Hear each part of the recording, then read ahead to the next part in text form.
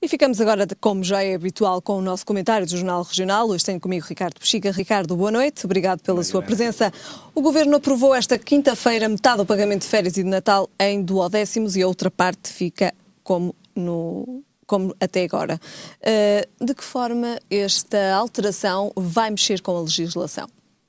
Bom, eu acho que esta, mais do que uma alteração legislativa, e é ainda uma proposta que vai ser debatida com os parceiros sociais, mais do que uma proposta legislativa, esta solução é uma operação de cosmética, porque, no fundo, por força da decisão do Tribunal Constitucional, que considerou inconstitucional a retirada dos subsídios de férias e de Natal aos funcionários públicos, o Governo não vai poder repetir no próximo orçamento esta operação.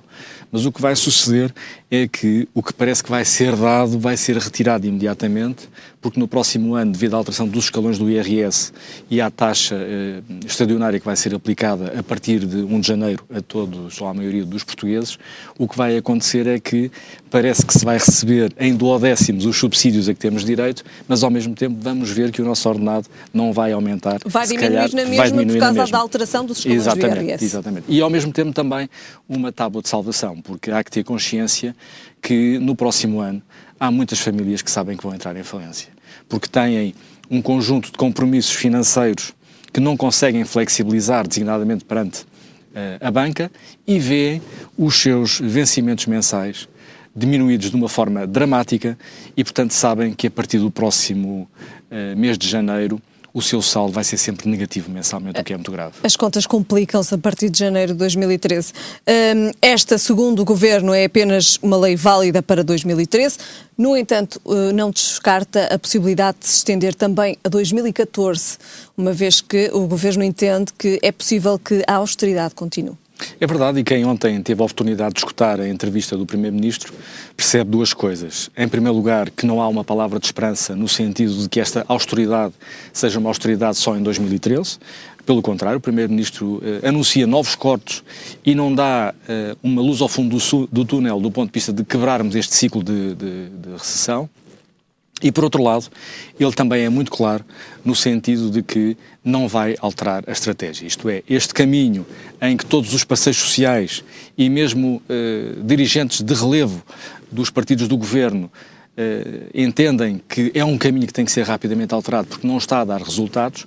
Ontem, de uma forma surpreendente, o Primeiro-Ministro diz: eu estou neste caminho e vou ficar neste caminho até ao fim. É surpreendente. É surpreendente porque a partir do próximo ano nós vamos ter uma situação económica muito grave. As famílias, como nós já vimos, vão estar numa situação de grande fragilidade e não se compreende como é que a leitura que é feita de que é necessário neste momento fomentar também o crescimento económico e não estar apenas a existir no caminho da austeridade, o Primeiro-Ministro não tenha uma resposta para estas críticas e sem fundamentar politicamente e economicamente esta decisão que ele ontem anunciou de continuar no mesmo caminho da austeridade, tenha alguma razão de ser face designadamente a quem votou nele.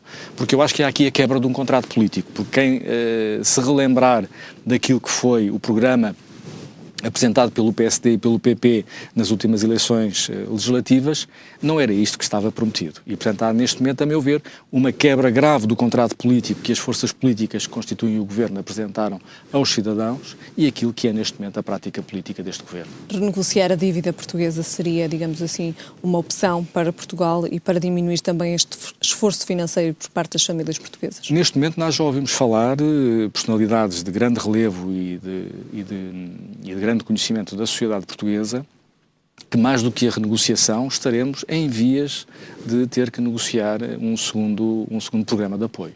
E isso é extremamente grave porque um segundo programa de apoio significa mais cortes, significa uma perturbação ainda mais dura no dia-a-dia das famílias e há que saber fundamentalmente, o Governo tem que fundamentalmente dar aos portugueses uma luz ao fundo do túnel e dizer: nós vamos por ali, vão poder medir a concretização deste caminho através destes objetivos que podem ser mensalmente avaliados, mas tem que haver uma luz ao fundo do túnel, porque eu acho que o grande problema que temos hoje é que não temos uma luz ao fundo do túnel, nem para as empresas, nem para as famílias, nem para as entidades sociais que têm que lidar depois com todos os problemas que neste momento a sociedade portuguesa tem. E que 2013 também não se avizinha um ano fácil. Ricardo, o secretário-geral da Federação Nacional de Educação, João Dias da Silva, considera preocupante a intenção do governo em introduzir propinas no ensino secundário. Estas taxas irão, de alguma forma, promover o abandono escolar, a concretizarem-se? Não, eu não tenho dúvidas. Aliás, é com muita pena que eu vejo ser colocado em cima da mesa pelo governo esta hipótese, porque eu recordo-me que antes do 25 de Abril grande parte das famílias não podiam enviar os seus jovens para a escola porque não tinham dinheiro para suportar as despesas dos estudos. E hoje caminhamos gradualmente para a mesma situação, isto é, um conjunto de famílias que já vivem com muitas dificuldades e que, se houver taxas fixadas à frequência do ensino que constitucionalmente deve ser universal e gratuito, com certeza que isso vai aumentar ainda mais um fenómeno que é um dos fenómenos mais preocupantes neste momento no nosso sistema de ensino, que é o abandono escolar. E esse abandono escolar tem depois, no médio e longo prazo, um impacto terrível, porque deixamos de ter pessoas qualificadas, e só com essas pessoas qualificadas é que nós vamos conseguir, de facto, ser um país moderno e desenvolvido e capaz de vencer os desafios que temos pela frente. Como fica também a oferta pública para os adultos? Oferta de ensino público para os adultos? Todo o trabalho que foi feito pelo anterior governo no sentido de desenvolver as novas oportunidades para a formação de adultos, não só do ponto de vista do ensino básico, mas também do ponto de vista de desenvolvimento das capacidades profissionais dos adultos, tudo isso foi já posto em causa pelo atual governo. E neste momento o que se perspectiva é que esse caminho vai ainda ser mais aprofundado e, portanto, todos aqueles que por razões de natureza económica ou por qualquer outra razão não conseguiram desenvolver as suas capacidades vão ficar condenados à situação que têm e vão aumentar o enorme número de pessoas desqualificadas que estão neste momento do desemprego e que estão condenados a serem desempregados de longa duração. Em termos constitucionais, sabemos que o ensino obrigatório em Portugal não é pago até ao momento, mas por ser obrigatório, tem também a obrigatoriedade de ser pago? Em termos constitucionais, como é que fica esta aplicação a vir a concretizar-se? Há um princípio de igualdade em que todos os cidadãos têm direito aos direitos sociais que estão previstos na Constituição. E eu acho que hoje todos os portugueses percebem a importância da Constituição. Durante muitos anos houve uma discussão entre a esquerda e a direita acerca da revisão da Constituição e as pessoas não percebiam muito bem porque é que se discutia uma lei que raramente era aplicada concretamente no dia-a-dia das pessoas. E hoje sabem que essa Constituição tem um conjunto de direitos fundamentais que são conquistas do 25 de Abril, que são hoje, de facto, as únicas válvulas de segurança que os cidadãos têm para que um conjunto de direitos que foram adquiridos nos últimos anos em Portugal e que transformaram Portugal num país desenvolvido não sejam, pura e simplesmente, destruídos pelas decisões políticas. E no caso da educação, no caso do ensino, são valores fundamentais, são direitos sociais que estão consagrados constitucionalmente e que, a meu ver, se caminhar por esse caminho que o Governo anuncia, penso que haverá que tomar medidas no sentido do Tribunal Constitucional também avaliar a constitucionalidade dessas medidas. O Governo diz que tem em cima da mesa o corte de pelo menos 4.000 milhões de euros na despesa pública e mudanças no financiamento da educação. Sim, e enquadram curiosamente esse pacote de cortes no âmbito daquilo que foi anunciado pela reforma do Estado e não se compreende como é que a reforma do Estado, mais do que pensar aquilo que nós queremos que o Estado seja em Portugal, aquilo que sejam as suas funções e a sua intervenção, é fundamentalmente, mais uma vez, uma folha de Excel. Há que cortar e, portanto, eu vou cortar onde tenho alguma margem para cortar e essa margem para cortar são os direitos sociais. E esses direitos sociais que asseguram uma vida digna a um grande número de portugueses, se forem cortados, vamos de facto cada vez mais ser não um país europeu, mas um país subdesenvolvido, um país sem futuro, um país que sem ânimo para vencer de facto os grandes desafios que nós temos num quadro global em que a Europa tem que concorrer, os países europeus têm que concorrer com países de outros continentes que saíram de uma situação de grande atraso e que estão hoje a afirmar-se, sobretudo pela qualidade de vida, pela qualidade da educação que dão às suas crianças e aos seus jovens, pela qualidade que dão do ponto de vista de qualidade de vida das pessoas que têm direito à saúde e, portanto, ficaremos um país absolutamente subdesenvolvido. Muito bem, fica então aqui esta intenção do Governo em introduzir propinas no ensino secundário. No Porto, o Presidente da Câmara considera que o agravamento da situação social é uma realidade e que obrigará a reforçar a intervenção nessa área, nomeadamente através da Fundação Porto Social que o Governo recomendou extinguir. É verdade, e basta passear à noite pelas ruas do Porto, sobretudo do centro tradicional do Porto, e de facto ficamos com a noção de como as dificuldades das pessoas são hoje uma realidade tão presente, porque nunca, como agora, se vêem pessoas a dormir nos vãos da escada, se vêem-nos a dormir nas portas dos estabelecimentos comerciais. Há de facto uma situação muito dura do ponto de vista social no Porto.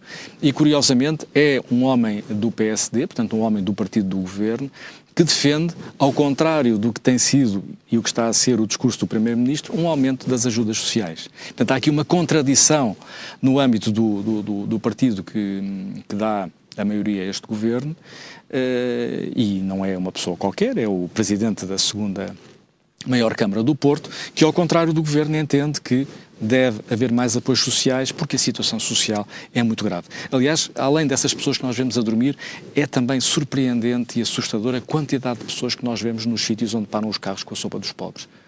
Há filas enormes hoje nas cidades, em zonas definidas da cidade do Porto, para que as pessoas que não têm capacidade para se alimentarem recorram a esse serviço social. O número de pessoas que nós vemos é assustador. E esta é uma realidade que, de facto, como lhe disse há pouco, transforma Portugal num país do terceiro mundo. O Presidente da Câmara do Porto garante que vai lutar pela manutenção da Fundação, mas a verdade é que já ouvimos também o Governo dizer que vai penalizar as autarquias que não extinguirem as fundações que foram recomendadas. São leis cegas, são leis que são feitas, mais uma vez, apenas com objetivos financeiros, e são leis feitas, sobretudo, numa redoma de um conjunto de políticos que vivem em Lisboa, fora, de facto, da realidade do país. Eu acho que o grande problema deste Governo é que não conhece a realidade deste país, não conhece a realidade económica, não conhece a realidade social, tem, de facto, a imagem de um país que não é este. E, portanto, quando se limita até a própria autonomia das autarquias em terem as suas fundações para resolverem os problemas específicos dos concelhos que têm a responsabilidade de gestão, eu acho que é de facto algo inexplicável e que, a meu ver, também, do ponto de vista da autonomia das autarquias locais, é uma violação muito grave daquilo que são princípios constitucionais que estão garantidos. Ricardo, vou-lhe fazer apenas uma última questão que diz respeito também ao nosso último tema.